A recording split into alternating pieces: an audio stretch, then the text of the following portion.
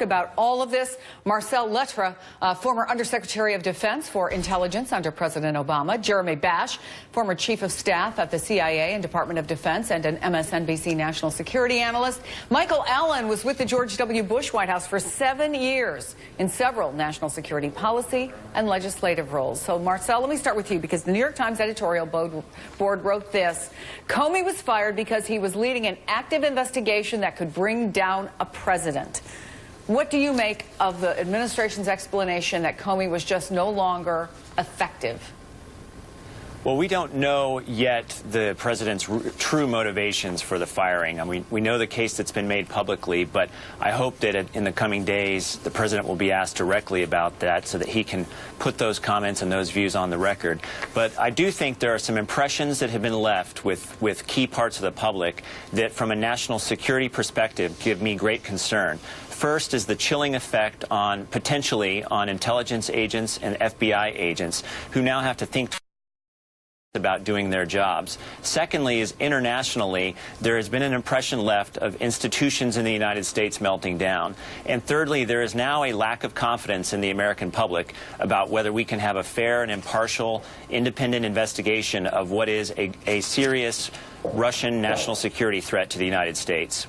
Jeremy, President Trump has praised Comey as recently as October. You've seen him. They've got a whole series of sound bites from during the campaign when he had nice words to say about him. So that goes to the timing of this. What do you make of this now? Well, it's unprecedented, Chris. It's unprecedented in American history, certainly in the history of the FBI, for the president to fire an FBI chief who is actually investigating the president's inner circle. And so this explanation that they were actually standing up for Hillary Clinton or Huma Abedin's honor, I don't think that adds up. And I agree with Marcel. Very tough, direct questions need now to be asked of the president about what they know and what they understand about the status of the Russia investigation.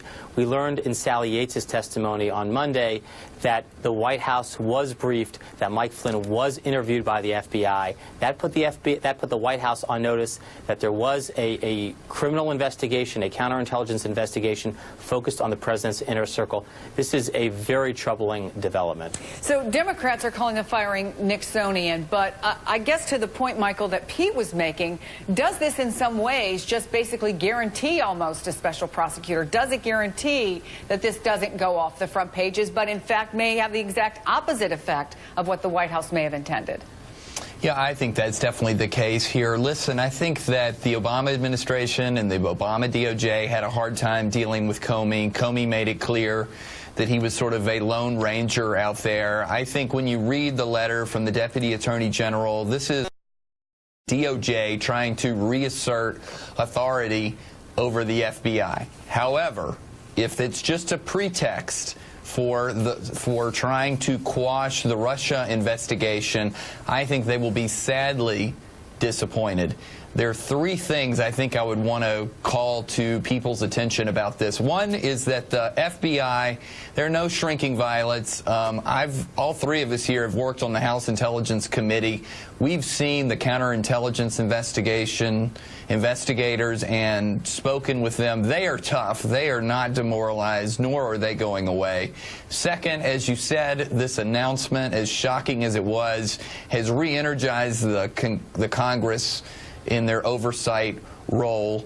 And third, look, we're going to have a new FBI director very, very soon, a nominee, and he or she will be put through their paces.